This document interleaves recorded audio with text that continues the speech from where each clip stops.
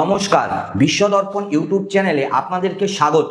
বন্ধুরা, আজ থেকে মাত্র 3 মাস আগে যদি কেউ বলতো যে ইরান এবং আমেরিকা, যে দুটো দেশ গত 45 বছর ধরে একে অপরকে চোখের বিষ মনে করে এসেছে, তারা একটি ঐতিহাসিক শান্তি চুক্তি সই করতে যাচ্ছে, তাহলে আপনি কি বিশ্বাস করতেন? একদমই করতেন না। কিন্তু সেই অসম্ভব ঘটনাটাই আজ কিন্তু ঘটতে যাচ্ছে। আর এই একটা চুক্তির ফলে শুধুমাত্র মধ্যপ্রাচ্যের নয়, গোটা পৃথিবীর ভূ রাজনৈতিক মানচিত্র এক ঝটকাতে কিন্তু বদলে দিতে যাচ্ছে। আপনার পকেটের পেট্রোলের দাম বদলাবে, আপনার রান্নাঘরের গ্যাস সিলিন্ডারের দাম বদলাবে, আপনার দেশের অর্থনীতিও বদলাবে, এমনকি আপনার সন্তানের ভবিষ্যৎও এই একটা চুক্তির সাথে কিন্তু সরাসরিভাবে যুক্ত। কিন্তু এই চুক্তির পেছনে আসল গল্পটা কি? ইরান কেন মাথা নোয়াতে বাধ্য হলো?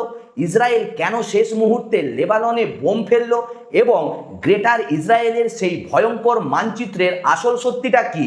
আর ভারতের জন্য এই মুহূর্তে সবচেয়ে বড় সুযোগ কোথায় লুকিয়ে রয়েছে? বন্ধুরা, আজকের ভিডিওতে আমি এই সমস্ত রকমের প্রশ্নের উত্তর দেব, কোনো রাজনৈতিক পক্ষপাত ছাড়া, কোনো আবেগের ফাঁদে না পড়ে, সম্পূর্ণ তথ্য এবং বিশ্লেষণের আলোয়। তাই ভিডিওটি দয়া করে শেষ পর্যন্ত দেখুন, কারণ শেষের দিকে এমন কিছু তথ্য আছে যা আপনার নিজের এবং আপনার পরিবারের আর্থিক ভবিষ্যতের জন্য সরাসরি কাজে লাগবে। তাহলে চলুন বন্ধুরা, ভিডিওটা শুরুই করা যাক। আমেরিকা এবং ইরানের সম্পর্ক বুঝতে হলে আমাদের একটু পেছনে যেতে হবে। 1979 সাল, ইরানের ইসলামিক বিপ্লব। আয়াতুল্লাহ খামেনির নেতৃত্বে ইরানের জনগণ আমেরিকার মদতে চলা রাজতন্ত্রকে উৎখাত করে ফেলল। তেহরানের মার্কিন দূতাবাসের 52 জন মার্কিন কূটনীতিককে 444 দিন জিম্মি করে রাখা হলো। সেই থেকেই শুরু বন্ধুরা। গত 45 বছরে দুটো দেশ পরস্পরের বিরুদ্ধে প্রত্যক্ষ যুদ্ধে না গেলেও ছায়াযুদ্ধ বা প্রক্সি ওয়ারফেয়ারে একটুও পিছুপা হয়নি।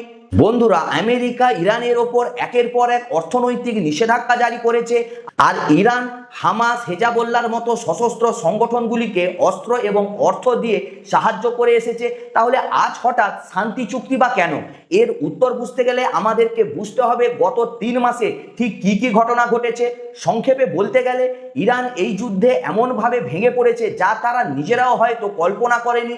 আমেরিকার সামরিক প্রযুক্তি এবং ইসরায়েলের নিখুঁত গোয়েন্দা তথ্যের সমন্বয় ইরানের অর্থনৈতিক মেরুদণ্ড আক্ষরিক অর্থেই কিন্তু ভেঙে দেওয়া হয়েছে। ইরানের তেলের খনি ধ্বংস, পেট্রোকেমিক্যাল কারখানা ধ্বংস, নৌবাহিনীর 90% যুদ্ধজাহাজ সমুদ্রের তলায়। আর সবচেয়ে বড় আঘাত হলো সর্বোচ্চ ধর্মীয় নেতা আয়াতুল্লাহ আলী খামেনি নিজেও এই সংঘাতে প্রাণ হারিয়েছেন। এই পরিস্থিতিতে ইরানের সামনে বন্ধুরা দুটো পথ ছিল, হয় যুদ্ধ চালিয়ে যাও, না হয় সম্পূর্ণরূপে ধ্বংস হয়ে যাও। বন্ধুরা, এই পরিস্থিতিতে ইরানের সামনে দুটো পথ ছিল, হয় যুদ্ধ করে যাও এবং সম্পূর্ণ ধ্বংস হয়ে যাও, অথবা শর্ত মেনে নাও এবং বেঁচে থাকো। ইরান কিন্তু দ্বিতীয় পথটি বেছে নিয়েছে। এবার আসুন দেখি এই চুক্তির শর্তগুলো আসলে ঠিক কি। পরিকল্পনা অনুযায়ী এটি একটি ভার্চুয়াল সাইনিং। মার্কিন প্রেসিডেন্ট ডোনাল্ড ট্রাম্প আমেরিকায় বসে ডিজিটাল মাধ্যমে সই করবেন, আর ইরানের নতুন নেতৃত্ব তেহরান থেকে এই সমঝোতায় সিলমোহর দেবে। কিন্তু এই চুক্তিটা বন্ধুরা ঠিক কতটা কঠোর? ট্রাম্প তার সোশ্যাল মিডিয়া পোস্টে বড় হাতের অক্ষরে লিখেছেন, নো নিউক্লিয়ার উইপেন। এর মানে কি? এর মানে হলো ইরানকে সম্পূর্ণভাবে পারমাণবিক অস্ত্র তৈরির স্বপ্ন চিরতরে ত্যাগ করতে হবে। শুধু তাই নয় বন্ধুরা, অন্য কোনো দেশ থেকে কিনতেও পারবে না, নিজস্ব গবেষণাগারে ডেভেলপও করতে পারবে না, এমনকি চোরা পথেও সংগ্রহ করতে পারবে না। এটা পড়লে মনে হতে পারে বন্ধুরা এগুলো কেবল হয়তো কথার কথা, কিন্তু একদমই নয়। এই চুক্তির সবচেয়ে চাঞ্চল্যকর শর্তটি হলো বাস্তবায়নের পদ্ধতি। ট্রাম্প স্পষ্ট ভাষায় জানিয়েছেন, চুক্তি কার্যকর হওয়ার পর মধ্যপ্রাচ্যের পরিস্থিতি সম্পূর্ণ স্থিতিশীল হলে আমেরিকার বিশেষ বাহিনী সরাসরি ইরানের ভেতরে প্রবেশ করবে। ইরানের শক্তিশালী গ্রানাইট পর্বতমালার শত শত ফুট নিচে মাটির গভীরে যে পারমাণবিক উপাদান সংরক্ষিত আছে সেগুলো আমেরিকার নিয়ন্ত্রণে যাবে এবং সম্পূর্ণরূপে নিষ্ক্রিয় ও ধ্বংস করা হবে। একটা দেশের নিজের মাটিতে অন্য একটা দেশের সেনাবাহিনী প্রবেশ করছে এবং তাদের সামরিক সম্পদ নিয়ে যাচ্ছে এবং নিষ্ক্রিয় করে দিচ্ছে। এর থেকে বড় আত্মসমর্পণ আর কি হতে পারে? তবে এখানে একটা কৌশলগত দিকও রয়েছে। ইরানের অভ্যন্তরীণ রাজনীতির কথা মাথায় রেখে একটা ফেস সেভিং ব্যবস্থাও রাখা হয়েছে বলে ধারণা করা হচ্ছে।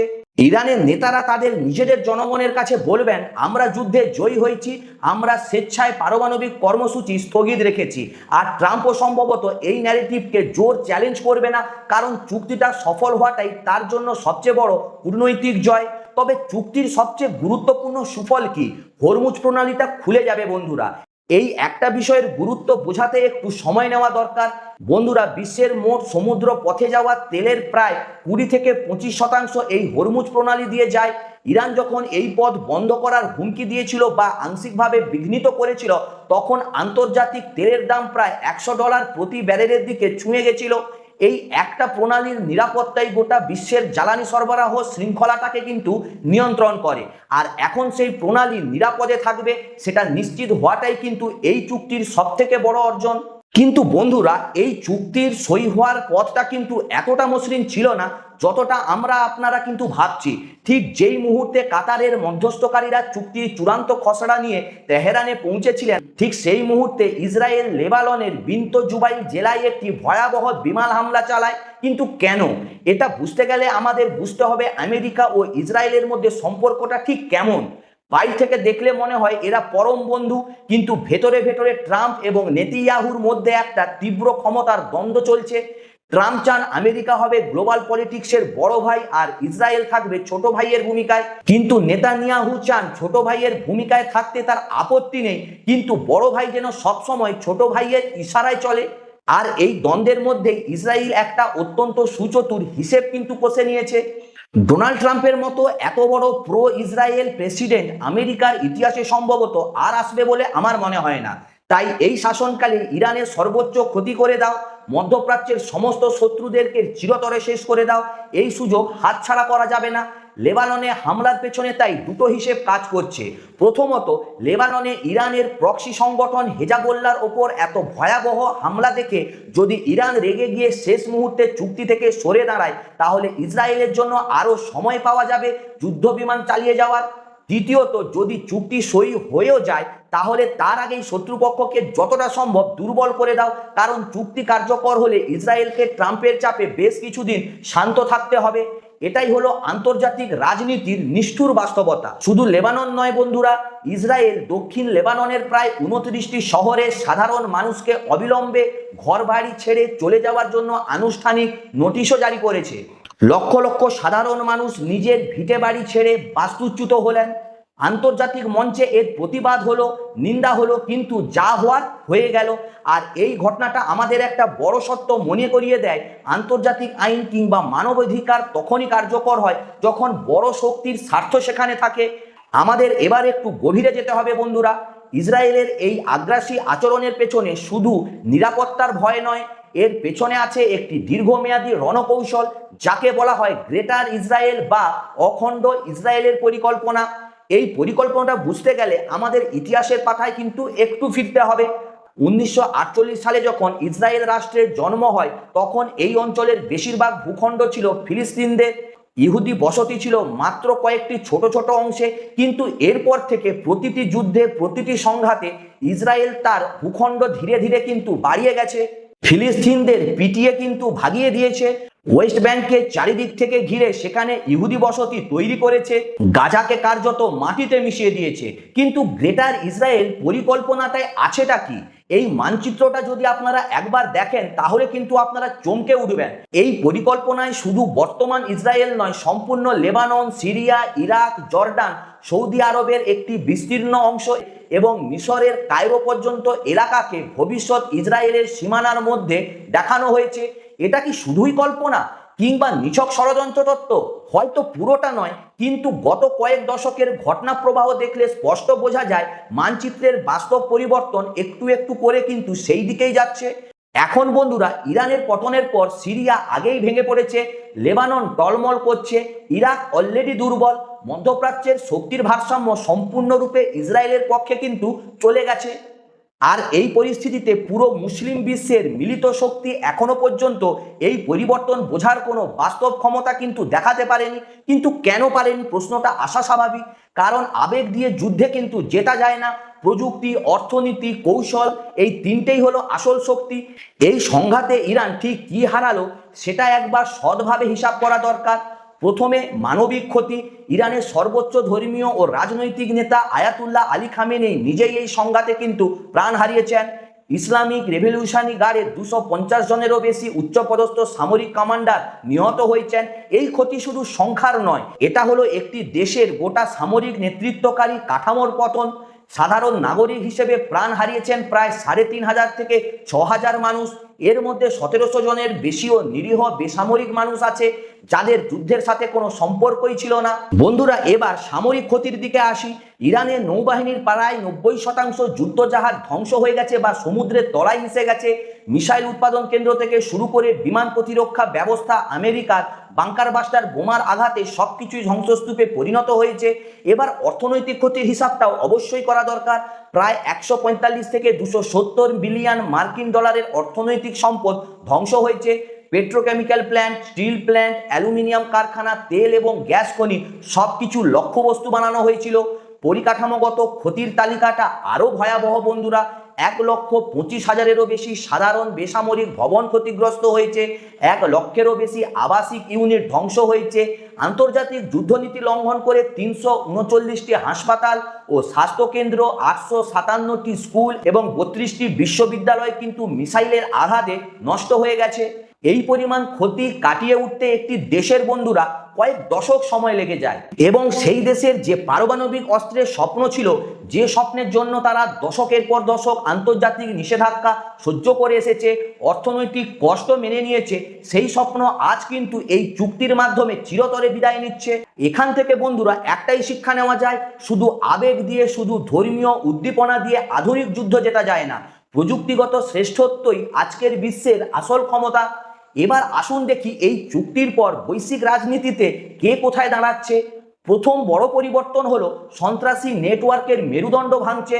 হামাস, হেজাবোল্লাহ, হুতি এই সংগঠনগুলোর পেছনে যে মূল অর্থ ও অস্ত্রের যোগান ছিল তা আসতো মূলত ইরান থেকে। ইরানের পতনের পর এই নেটওয়ার্কগুলোর ফান্ডিং চেন ভেঙে পড়বে। মধ্যপ্রাচ্যের সার্বিকভাবে সন্ত্রাসী কার্যকলাপ অবশ্যই কমবে। দ্বিতীয় বড় পরিবর্তন হলো পাকিস্তানের সংকট আরও গভীর হচ্ছে। এতদিন ইরানের ভৌগোলিক অবস্থানের কারণে আমেরিকার কাছে পাকিস্তানের একটা কৌশলগত গুরুত্ব ছিল। ইরানে প্রবেশ বা আফগানিস্তানে অভিযানের জন্য পাকিস্তানের মাটি ব্যবহার করার প্রয়োজন পড়ত, কিন্তু ইরান এখন কার্যত আমেরিকার নিয়ন্ত্রণে। আফগানিস্তানে প্রবেশের ভিন্ন পথও কিন্তু তৈরি হয়েছে। এই পরিস্থিতিতে ওয়াশিংটনের কাছে ইসলামাবাদের ভূ রাজনৈতিক গুরুত্ব রাতারাতি শূন্যে নেমে আসতে পারে। পাকিস্তান এমনিতেই চরম আর্থিক সংকটে রয়েছে। এই পরিস্থিতিতে আমেরিকার আগ্রহ কমে গেলে সেই সংকটটা আরও গভীর হবে। আর বন্ধুরা, ইসরায়েলের সম্ভাব্য পরবর্তী লক্ষ্যের তালিকায় পাকিস্তান ও তুরস্কের নাম আলোচনায় আসছে, মূলত তাদের পারমাণবিক ক্ষমতার কারণে। তৃতীয় বড় পরিবর্তন হলো RIC জোট শক্তিশালী হচ্ছে। রাশিয়া, ইন্ডিয়া এবং চীন এই 3টি দেশের জোট এখন নতুনভাবে গুরুত্ব পাচ্ছে। বন্ধুরা, ইরানের পেছনে রাশিয়ার অস্ত্র এবং চীনের বিনিয়োগ ছিল। ইরানের পতনে তাই পরোক্ষভাবে রাশিয়া ও চীনের দুর্বলতাও প্রমাণ করছে। এই অবস্থায় আমেরিকার একচেটিয়া আধিপত্য রোখবার জন্য রাশিয়া ও চীন যে কোনো শর্তে ভারতকে নিজেদের পাশে চাইবে। আর ভারতও আমেরিকার এই আগ্রাসী নীতি দেখে বুঝতে পেরেছে ওয়াশিংটনকে অন্ধভাবে বিশ্বাস করা যায় না। চতুর্থ বড় পরিবর্তন হলো উপসাগরীয় দেশগুলো নতুন বন্ধু খুঁজছে। আমেরিকার সামরিক ঘাঁটি নিজেদের দেশে রাখার কারণে সৌদি আরব, সংযুক্ত আরব আমিরি এই দেশগুলো ইরানের মিসাইল ও ড্রোন হামলার শিকার হয়েছে বিনা দোষে। বন্ধুরা, এই অভিজ্ঞতার পর গলফ দেশগুলো বুঝতে পেরেছে আমেরিকার সাথে ঘনিষ্ঠতা সুরক্ষা দেওয়ার বদলে নিজেদের লক্ষ্যবস্তুও বানিয়ে দেয়। ফলে এই দেশগুলো এখন ভারতের মতো স্থিতিশীল নিরপেক্ষ শক্তির সাথে নতুন সম্পর্ক তৈরি করতে আগ্রহী হচ্ছে। ভারতের কূটনীতির জন্য এটা একটা বিশাল সুযোগ বন্ধুরা। এখন আসা যাক সবচেয়ে গুরুত্বপূর্ণ প্রশ্নে। এই পুরো ঘটনার পর ভারতের জন্য কি সুযোগ এলো? প্রথম এবং সবচেয়ে তাৎক্ষণিক সুখবর হলো তেলের দাম কমছে। আন্তর্জাতিক বাজারে ক্রুড অয়েলের দাম যা ব্যারেল প্রতি $100 দিকে ছুটে যাচ্ছিল তা এখন $70 থেকে $75 রেঞ্জে নেমে আসবে। হয়তো যুদ্ধের আগের $60 রাতারাতি ফিরবে না, কারণ ইরানের অনেক তেল উৎপাদন কেন্দ্র স্থায়ীভাবে ক্ষতিগ্রস্ত হয়েছে, কিন্তু নিয়ন্ত্রণে তো আসবে। এই একটা পরিবর্তনের ফলে আমাদের আমদানি খরচ কমবে, দেশে পেট্রোল ডিজেলের দাম নিয়ন্ত্রণে থাকবে, নিত্য প্রয়োজনীয় জিনিসের দাম মধ্যবিত্তের নাগালের মধ্যে থাকবে এবং মুদ্রাস্ফীতির চাপ কিছুটা হলেও কমবে। বন্ধুরা, এবার আপনাদেরকে কিছু তথ্য দেই আসুন। বন্ধুরা 2026 সালের জানুয়ারি থেকে মার্চ কোয়ার্টারে ভারতে কারেন্ট অ্যাকাউন্ট সারপ্লাস ছিল প্রায় $7.1 বিলিয়ন, অর্থাৎ আমরা যা রপ্তানি করেছি তা আমদানির চেয়ে বেশি। কিন্তু এপ্রিল থেকে জুন মাসে তেলের দাম বাড়ার কারণে আমরা আবার ঘাটতিতে পড়ে গিয়েছিলাম। এখন তেলের দাম কমলে রপ্তানি একই জায়গায় থাকবে, কিন্তু আমদানি খরচ কমে যাওয়ার কারণে ভারতের অর্থনীতি বড় রকমের একটা ইতিবাচক অবস্থায় ফিরে আসতে পারে। এটা গেল তাৎক্ষণিক সুবিধা, কিন্তু দীর্ঘমেয়াদী শিক্ষাটা কিন্তু আরো অনেক বড়। এই কয়েক মাসের অভিজ্ঞতা ভারতকে একটা অমোঘ সত্য কিন্তু মনে করিয়ে দিয়েছে। জ্বালানির ক্ষেত্রে বিদেশির ওপর নির্ভরশীলতা মানে জাতীয় নিরাপত্তার ওপর পরনির্ভরতা। এতদিন যখন আত্মনির্ভর ভারত বলা হতো, অনেকে ভাবতেন এটা স্রেফ রাজনৈতিক স্লোগান। কিন্তু হরমুজ প্রণালী বিঘ্নিত হওয়ার উপক্রমে আমরা সচক্ষে দেখলাম রান্নার গ্যাসের জন্য লাইন পড়ছে, পেট্রোলের দাম আকাশছোঁয়া হচ্ছে, শিল্প উৎপাদন থমকে যাচ্ছে।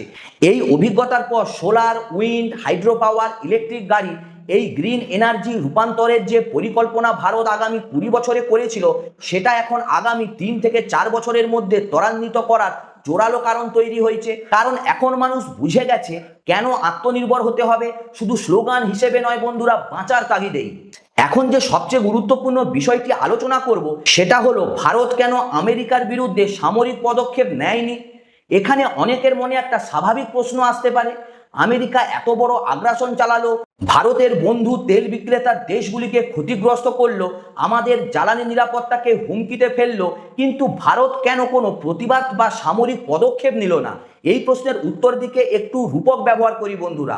ধরুন আপনি একটি অন্ধকার গলিতে একা হাঁটছেন, চারিদিকে কোনো পুলিশ নেই, হঠাৎ 10 জন সশস্ত্র দুষ্কৃতী আপনাকে ঘিরে ধরলো, মারলো, পকেটের টাকা নিয়ে নিল। এই পরিস্থিতিতে সিনেমার নায়কের মতো একাই সেই 10 জনের সাথে লড়াই কি আপনারা শুরু করবেন? নিশ্চয়ই করবেন না। আসল বুদ্ধিমত্তা হলো সেই মুহূর্তে প্রাণে বেঁচে বেরিয়ে যাওয়া, তারপর নিজেকে শক্তিশালী করা, আইনি ও কৌশলগতভাবে জবাব দেওয়া। বন্ধুরা ভারতের পরিস্থিতি হুবহু একই রকম। আমেরিকার সাথে এই মুহূর্তে সরাসরি সামরিক সংঘাতে জড়ানো মানে নিজের অর্থনীতিকে ধ্বংস করা, লক্ষ লক্ষ মানুষের জীবিকা বিপদে ফেলা, পুরো দেশকে একটা অনিশ্চিত যুদ্ধের দিকে ঠেলে দেওয়া। ভারতের আসল লক্ষ্য হলো অর্থনৈতিক শক্তিতে প্রথমে নিজেকে অপরিহার্য করে তোলা। যেদিন ভারতের জিডিপি আমেরিকার সমকক্ষ হবে, যেদিন ভারতের প্রযুক্তি ও সামরিক ক্ষমতা বিশ্বমঞ্চে নির্ণায়ক ভূমিকায় থাকবে, সেদিন আমেরিকাও ভারতের প্রতি ভদ্র আচরণ করতে বাধ্য হবে। এটাই ভূরাজনীতির নির্মম বাস্তবতা। শক্তির কাছে নৈতিকতা কার্যকর তখনই যখন নৈতিকতার পেছনে শক্তি থেকে যায়। তাহলে বন্ধুরা আগামী 10 বছরে পৃথিবীটা কেমন দেখতে হবে? প্রথমত, মধ্যপ্রাচ্য, আমেরিকা ও ইসরায়েলের যৌথ আধিপত্য প্রতিষ্ঠিত হবে। এই অঞ্চলে সশস্ত্র সংঘাত কমবে, তবে রাজনৈতিক উত্তেজনা থাকবে।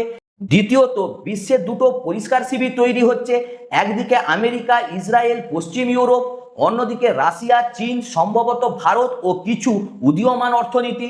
তৃতীয়ত, ভারতের সামনে একটা অসাধারণ সুযোগ খুলে গেছে, দুই শিবিরই ভারতকে নিজেদের দিকে টানতে চাইছে। এই পরিস্থিতিটাকে বন্ধুরা বুদ্ধিমত্তার সাথে কিন্তু কাজে লাগাতে হবে, আর সেটা পারলে ভারত 2035 সালের মধ্যে বিশ্বের তৃতীয় বৃহত্তম অর্থনীতি হওয়ার লক্ষ্যে কিন্তু অনেকটা এগিয়ে যেতে পারে। চতুর্থত, গ্রিন এনার্জি বা সবুজ জ্বালানির রূপান্তর এখন শুধু পরিবেশ বাঁচানোর বিষয় নয়, এটা জাতীয় নিরাপত্তার বিষয়। যে দেশ তেল আমদানি থেকে যত দ্রুত মুক্ত হতে পারবে, সেই দেশ বৈশ্বিক ভূরাজনৈতিক অস্থিরতায় তত কম ক্ষতিগ্রস্ত হবে। পঞ্চমত, এই পুরো ঘটনা প্রমাণ করছে আন্তর্জাতিক মঞ্চে দীর্ঘমেয়াদী বন্ধুত্ব বলে কিছুই নেই, আছে শুধু দীর্ঘমেয়াদী স্বার্থ। ভারতকেও কিন্তু এই বাস্তবতা মেনে নিয়েই তার কূটনৈতিক পথ নির্ধারণ করতে হবে। তাহলে সংক্ষেপে কি দাঁড়ালো গোটা বিষয়টা?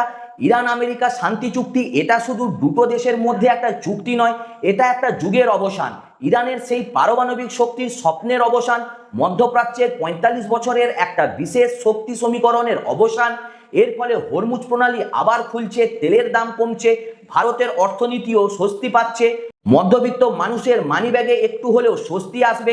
কিন্তু এই স্বস্তিতে ভুলে গেলে চলবে না যে পৃথিবী দ্রুত বদলাচ্ছে।